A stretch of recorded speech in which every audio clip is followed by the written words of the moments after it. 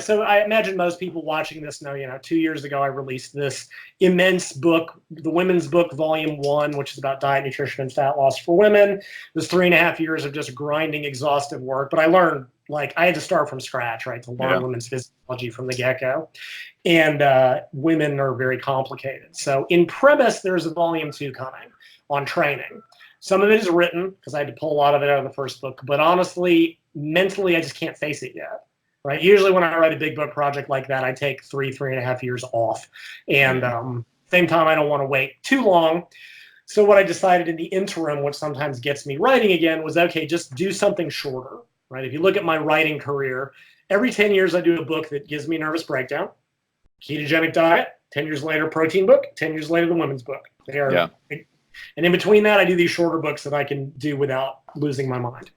If you look at the publication dates, that's how they always work out. So I'm like, all right, I can crank out something shorter, but I want to do it on something that's relevant. And probably one of the biggest questions I get is not just about hormonal birth control for women, but, the big question is always, will I gain weight? Will it hurt my dieting? Will I get fat? Et cetera, et cetera. But also, how will it affect my athletic performance?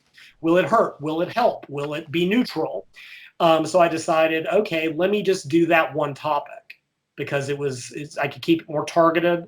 One problem with the women's training book, the topics are a lot more disparate and unrelated. The nutrition thing was all kind of related to itself. It's like I got to talk about knee injuries and women's issues, which, believe it or not, I've read research on high heels, boob implants, all kinds of stuff that I'm just like, only I would, look into that sort of thing, because it is relevant. It is actually extremely important for female athletes. But the topics are a lot more spread out, so researching them individually. So anyway, I decided birth control thing because it's very common. And I don't know how far you want me to get into this. Let me try to give a quick overview of the topic. Because hormonal birth control for women is a nightmare of complexity. And I'm not joking. It took me months to wrap my head around this. So there are two basic types of hormonal birth control. There's what's called combined birth control, which has a synthetic estrogen and a synthetic progesterone called a progestin, right?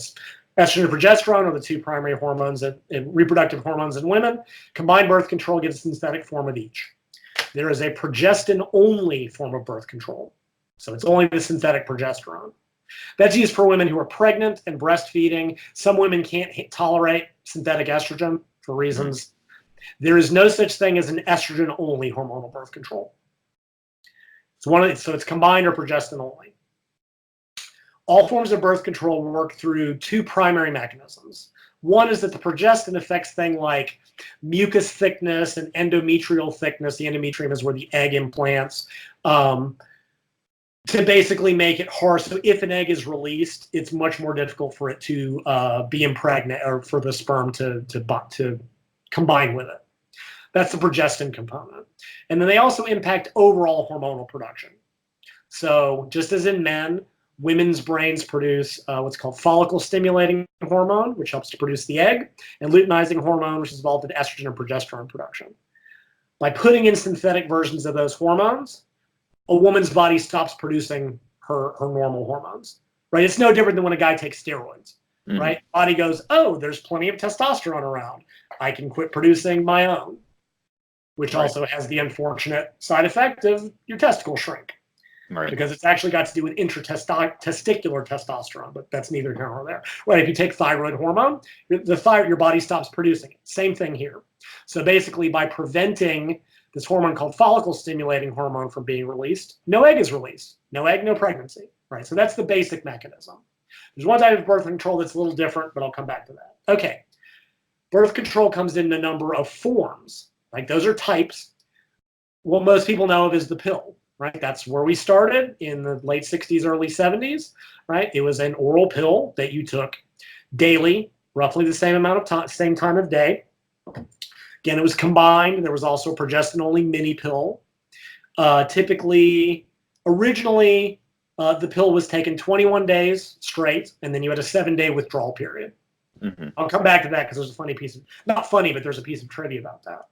Lately, there's been a push. Yaz is 24/4. There's a 25/3 or 26/2.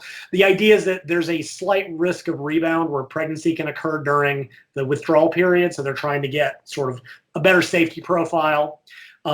Lately, there's been a big push towards just using it continuously. You just don't come off. And you originally did it for a few months, but now they're kind of just using it consistently. And here's why.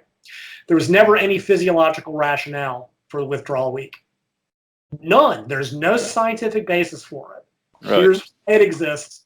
When I came across this paper, and of course I talked to a female friend of mine, she's like, duh. Like, I'm a dude. Like, you got to tell me these things. So anyway, when hormonal birth control was originally being worked out and researched, the researchers felt that women would be more comfortable with because during the withdrawal week, there is bleeding. It's not a normal period. It's what's called a withdrawal bleed. They felt that women would be more comfortable with it if they continued to bleed once a month. That's it. That's the entire reason for it. Really? And the paper I found said that the withdrawal week should be consigned to the annals of history. It has no biological purpose. It decreases the effectiveness of birth control in terms of reproductive control. It is just a leftover from an earlier time when the researchers thought women would prefer this because it would feel more natural. No joke. That's that crazy. was fascinating to me. So there is a push towards continuous. Now, the pill, oh God, it gets even more. Okay, so back to combined real quickly. Most forms of birth control use the same synthetic estrogen.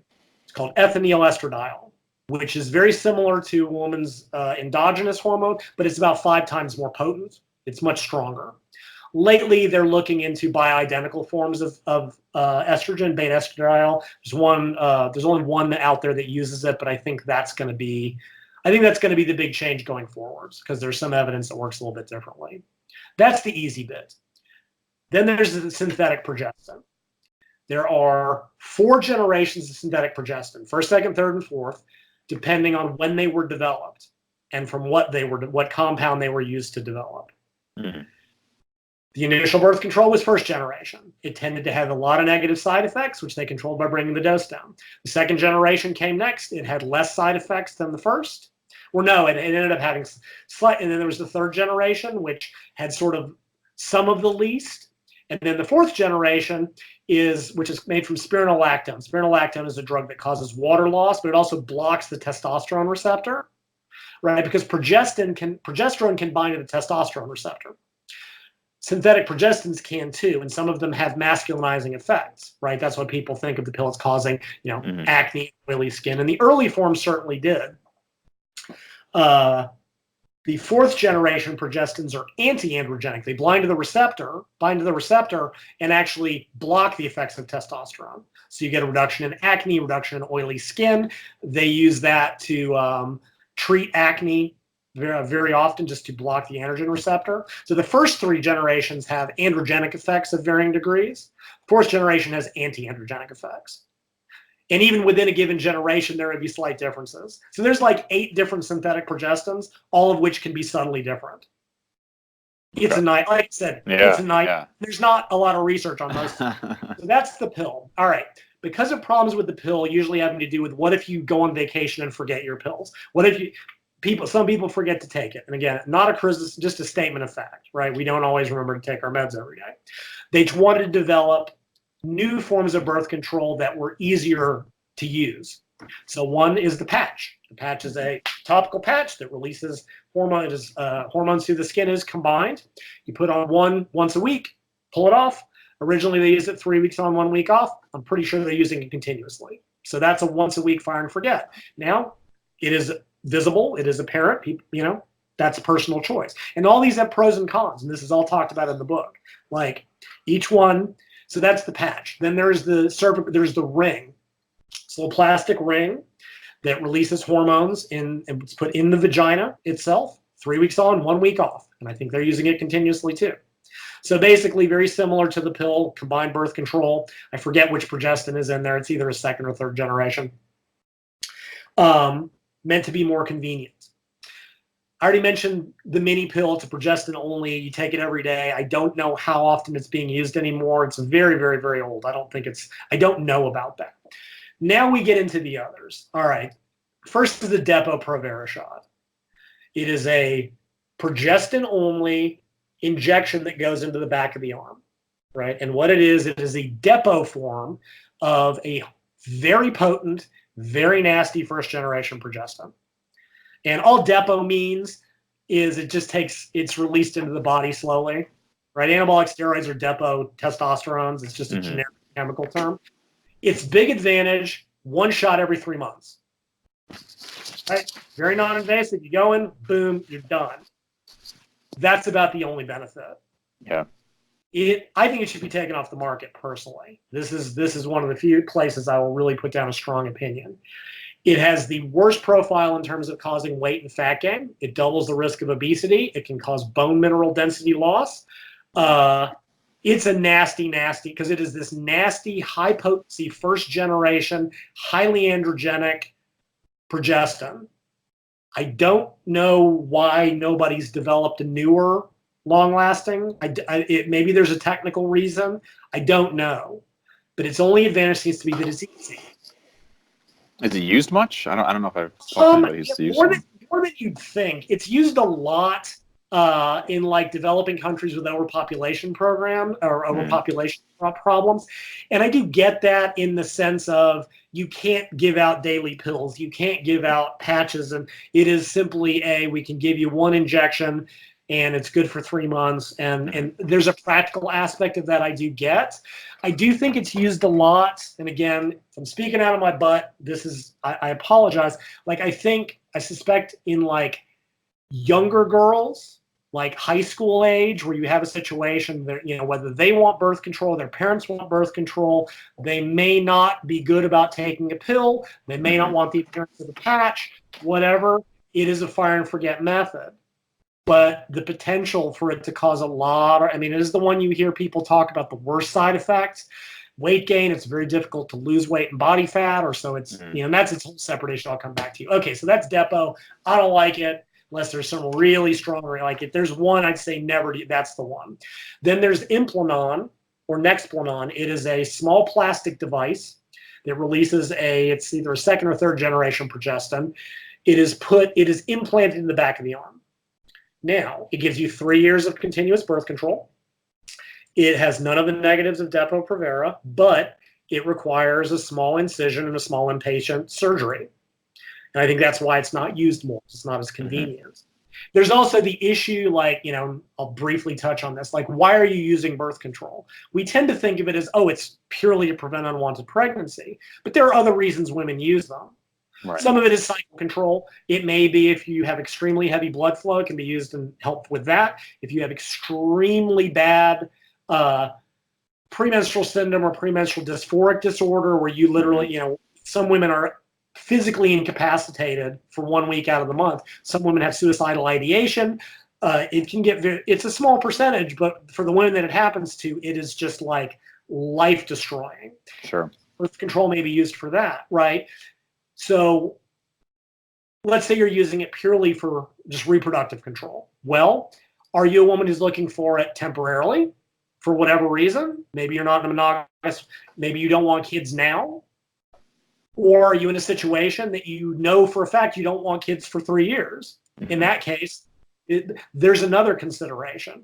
The pill can be stopped anytime. And within 1 or 2 months, you'll probably be, it'll be completely reversible. Decide you want to get pregnant? Just don't get a next Depo shot. Stop using the patch. Stop using the ring. The implant has to be physically removed because it lasts for 3 years. Finally is the hormonal IUD. And so an IUD is a little copper T-shaped thing. It is inserted into the uterus, and it basically just blocks it's just a barrier method. Blocks the fallopian tubes and basically prevents sperm from getting to the egg. Now, the copper IUD is purely a physical barrier method, but there is also hormonal IUD. Mirena is one brand. It is not only a physical barrier, but it releases a progestin directly into the uterus. Yeah. And what it does is it thickens the cervical mucus, it thickens the endometrium. It basically just makes that whole area very unpleasant for sperm. So it's however, only a very small amount of that hormone gets into the bloodstream. Tiny amount does, but it's much, much lower than any other form. So what that means is that it's working very differently than the other forms of birth control. It's almost purely local. So a woman will still have a menstrual cycle. She will still ovulate. She will still have a period, although it tends to get lighter after a few months. So the hormonal IUD really lives outside of everything else because it's not affecting a woman's, it doesn't affect luteinizing hormone or follicle stimulating because it is almost purely local. All right, so briefly, combined and progestin only. One type of synthetic estrogen, 8 at least progestins. There might be more now. They keep making more of these things. We got the pill. We got the patch. We got the ring. We got the shot. We got the implant. And we got the hormonal IUD. Can you see why this took me so long to wrap my head around? Sure, that's crazy. It was an awful half a year trying to figure this out. Okay. Why is it that, or you think that when people talk about birth control, you know, I mean, women can be on birth control 5-10 years. They say come off, and within a couple of months you'll be fine. Guys go on like TRT, or they're taking anabolic steroids, and you'll hear stories people took it for 1 year, and it took them a year to recover, or they never recover. Like, why is there that difference? That's a really good question. You know, I don't have an answer. That there are other people in the industry that can really probably better answer that. I don't know why testosterone is having such a potent effect in that. And I know permanent shutdown exists, but I don't know that it's super common. Mm-hmm. The only thing I can think of, again, this is really kind of outside what I tend to be interested in, other just very tangentially, is, right, we know that men's testosterone is made, well, in their testicles. We know that one of the big negatives of chronic high-dose steroid use is testicular atrophy, right? You're actually losing tissue down there. Right.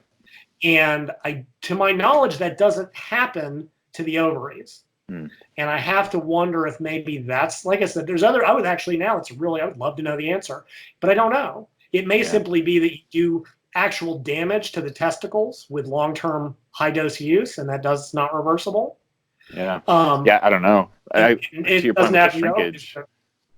What's that? Yeah, I was going to say, to your point with the shrinkage, you know, you said thyroid.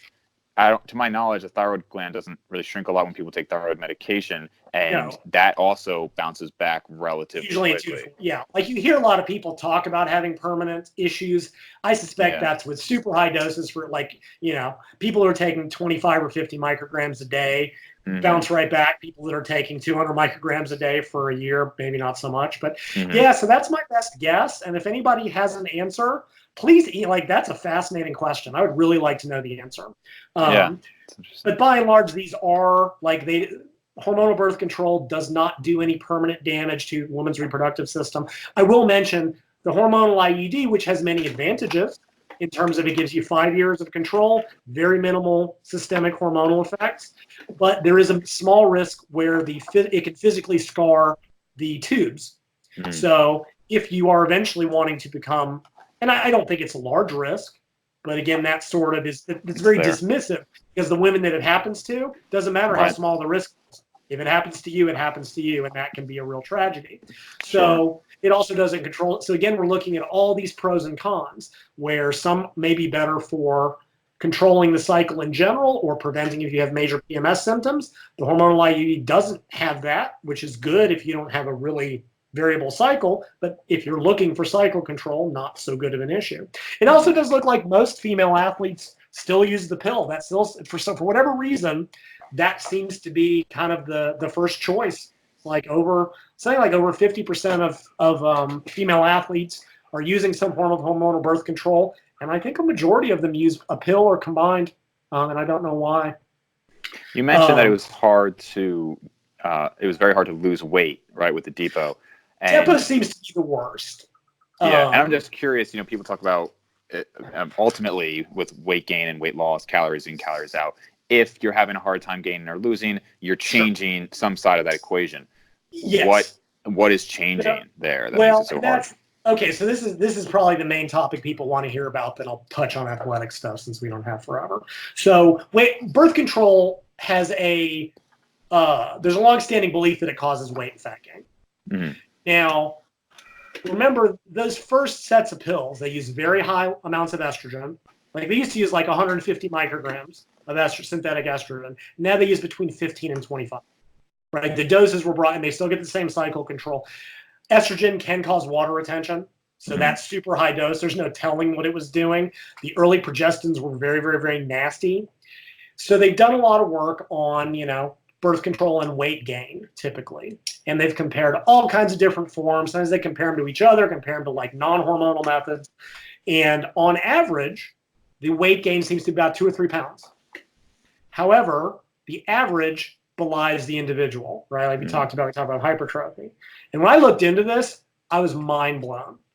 Because the variance in some of these studies, when they presented the individual data, like the average weight gain, 2 pounds. But women would go from losing 16 pounds to gaining 30, right? So what happens, right? You have 10 who lose and 10 who gain. Boom. The average is 0, but the individual variance is staggering. In one paper, I want to say one woman gained like 60 pounds in a year. And I don't even know how maybe it's 30 pounds in a year. Regardless, either way, crazy. It was nuts, right? But in one of the studies, they compared it to the copper IUD, right? A non-hormonal method. The copper IUD had the same variance. 16 pounds lost versus 16 pounds gained. Mm-hmm.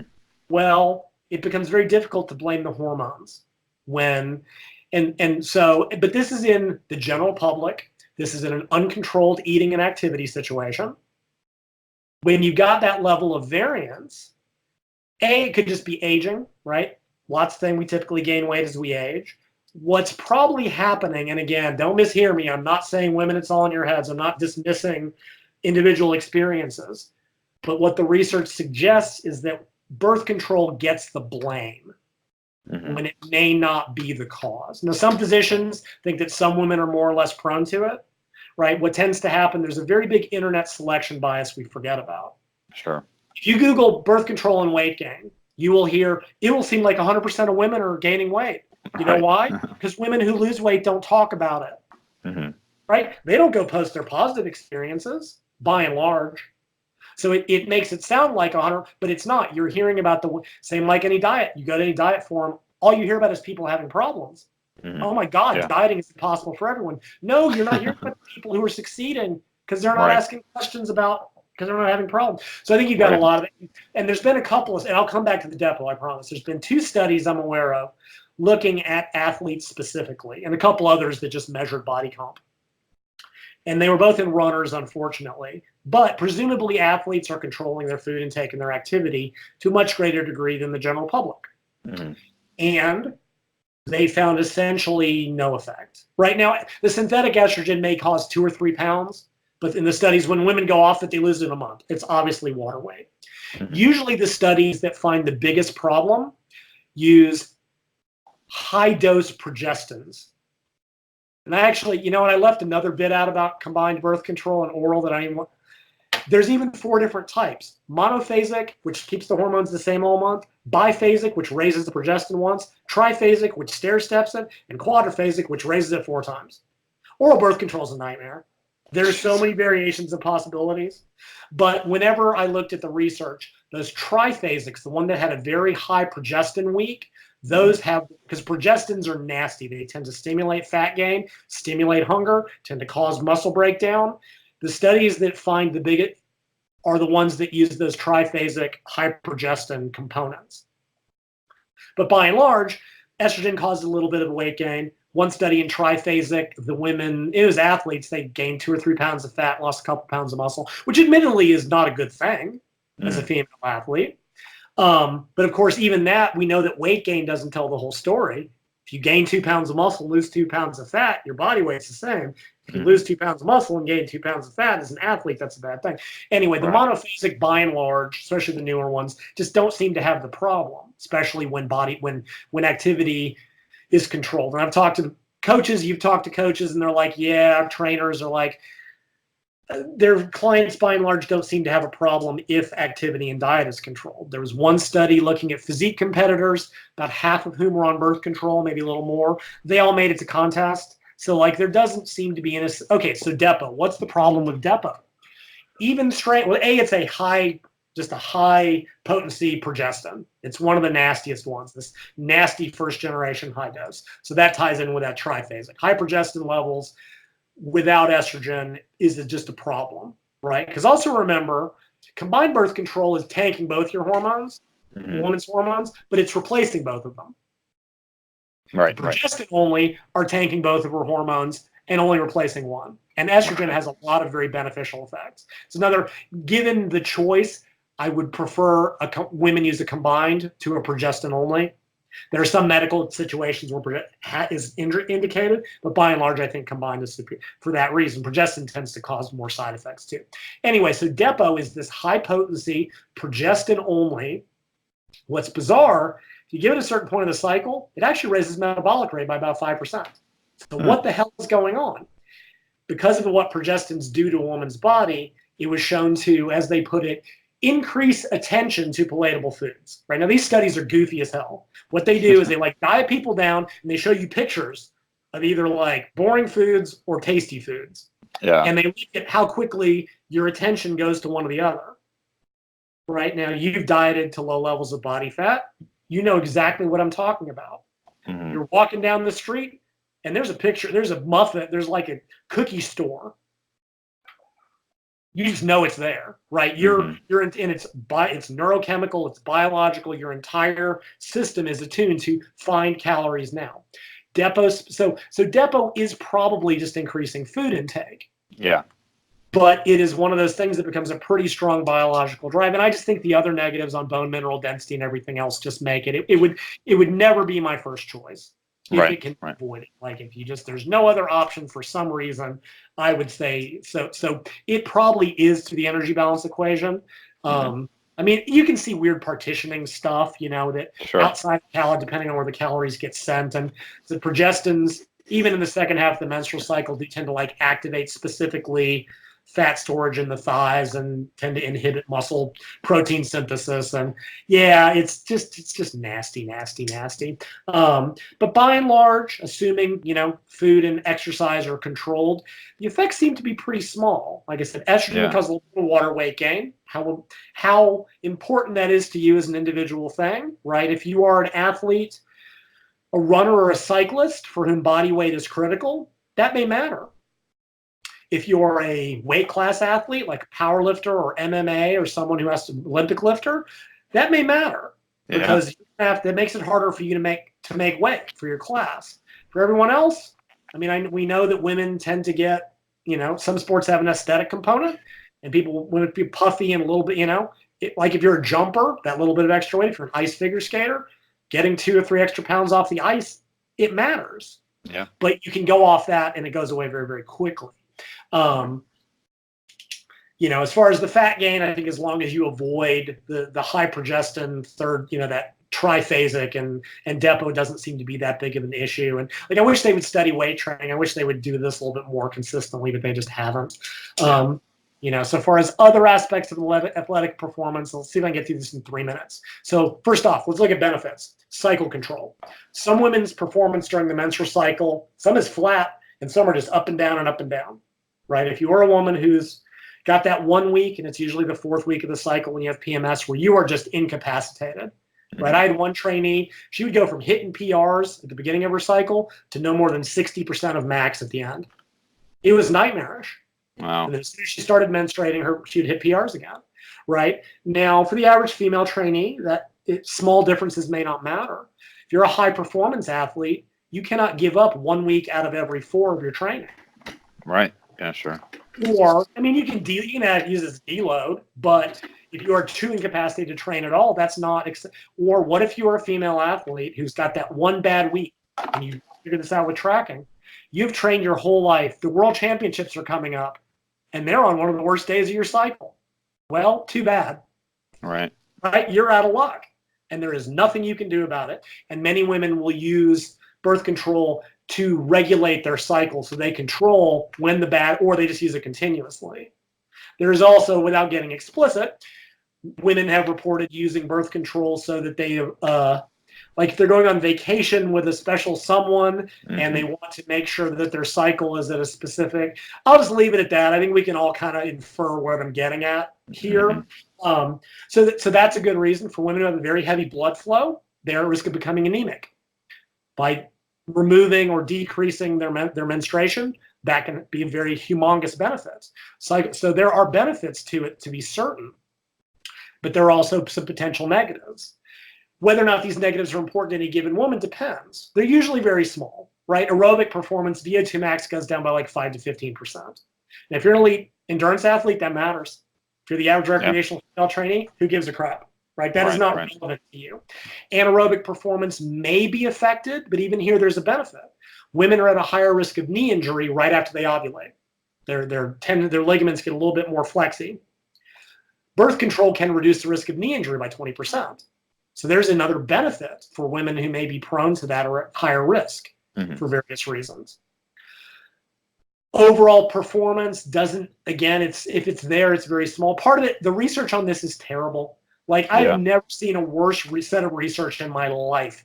Either they don't list what birth control they're on, they don't even list what type of birth control they're on, or they'll take 10 women on 4 different kinds of birth control, put them all in one group, measure freaking hand grip strength, and then make or thumb. I've seen some do thumb strength. And I'm just like, oh my God, what is going on here? There's only been a very few studies that systemically were like, we're going to compare this form to this for second or third generation progestin or something.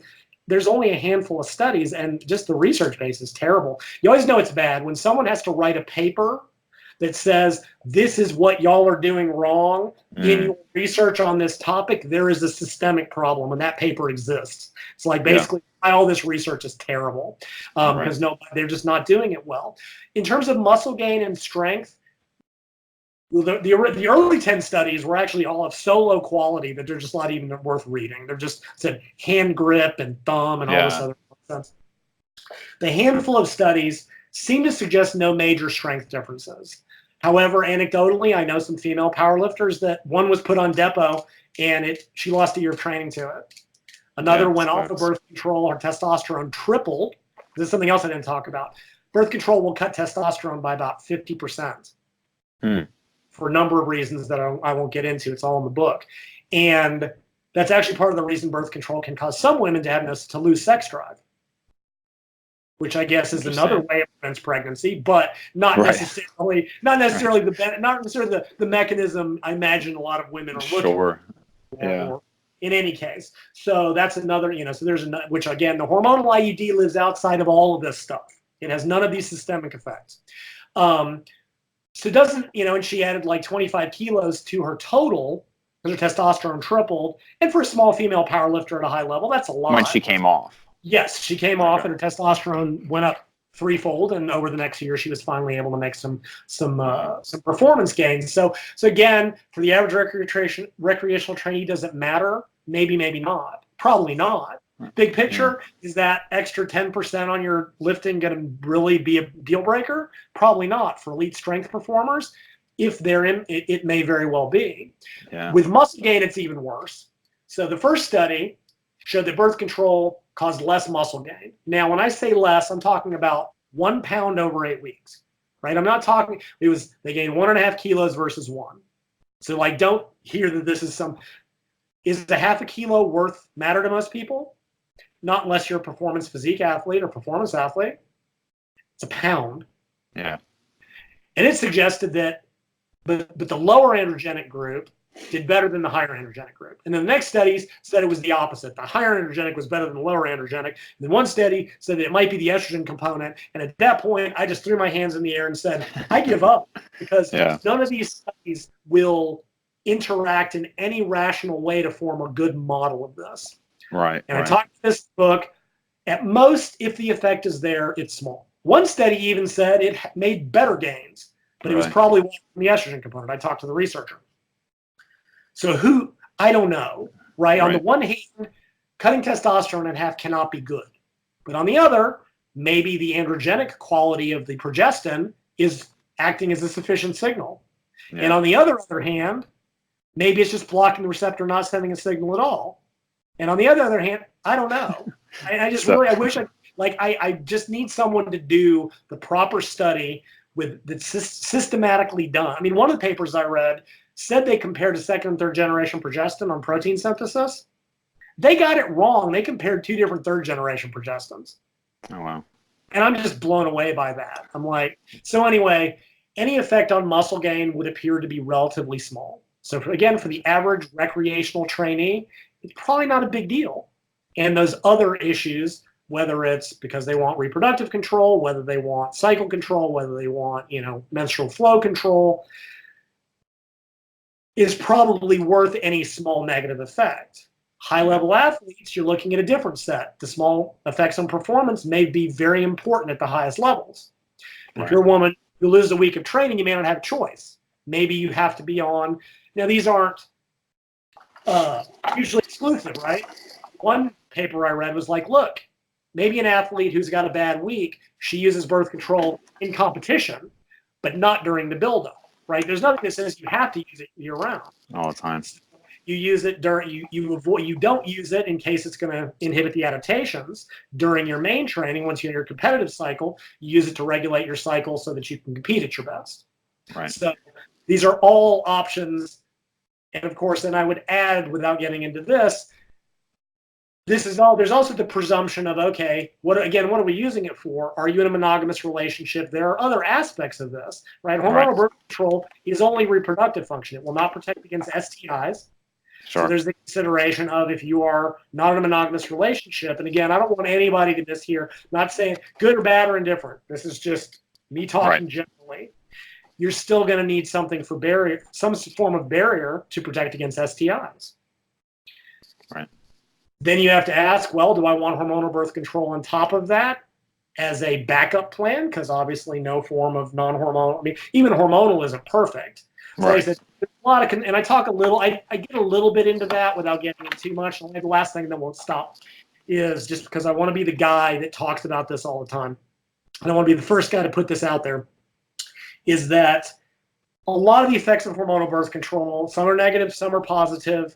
In the aggregate, if a woman doesn't need them, my general sense is I think high-level female athletes are better off not being on them.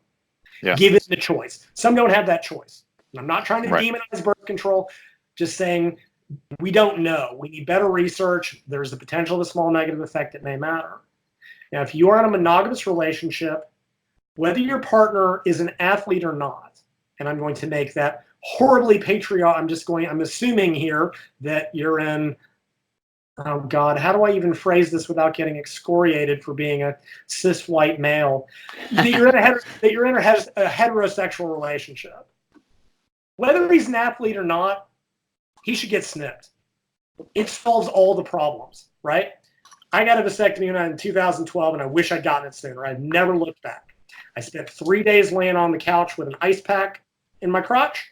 It was kind of a weird procedure because I was awake for it, and it felt like a plumber. Like, it didn't hurt, but it feels like plumbers kind of rooting around down there. It's a little weird.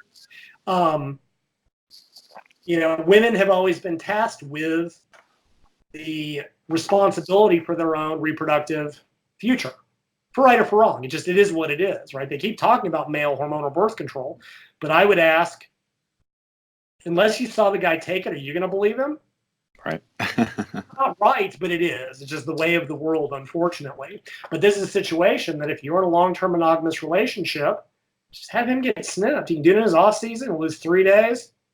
You don't have to worry about barrier methods that can, whatever reason you dislike them, whether they chafe or spontaneity or whatever, she can afford hormonal birth control. She doesn't need it. Trust me, everybody wins. I wish I'd gotten one much younger in life. So I'm sure there's a lot we could go into that. Unfortunately, yeah, I mean, we're going a little late, but I think the women are going to be mad that I have to cut this off because I have more questions now than going into it for sure. I mean, there's a million questions. We can do a follow up because this topic, we'll have to. You get the idea from the overview. This is ridiculous. The whole thing is. I assume he's got a few questions you want me to ask too. So we'll definitely get you back on. We'll cover some more and some of the general Q&A too. Was one of them, I have to know, was one of the questions she sent you when she'll squat 225? It was not. I can say that much. She'll hear this and hear me, so okay. But yeah, so until we get that second one up, where can people find more of your stuff? As always, my main site, bodyrecomposition.com. My store is separate at store.bodyrecomposition.com, and it's got this little booklet for sale. It is fairly short and to the point. I made myself a rule that I should do more, which is that no chapter would be more than 5 pages. And I would just like stay to the, like I tried to take out all of the excessive verbiage I'm known for putting in. So it is it's got all the science you need, concise, but then I've got some very applied sections that are like this. These are the considerations. I try to really keep it to the point. It's about 50 pages. My Facebook group, as always, bodyrecomposition.com. I'm there. I think you're in it. Got lots and lots and lots of smart people, some great physiotherapists, physicians, a great OBGYN. So when you get into medical stuff with birth control, that's outside of my area. But she can definitely address that and the stuff that I can't. So it's all basically bodyrecomposition.com, whether it's my website or my Facebook group. Awesome. And of course, I'll have links down below for everybody. So thank you again, Lyle. Absolutely. Thanks, Dave.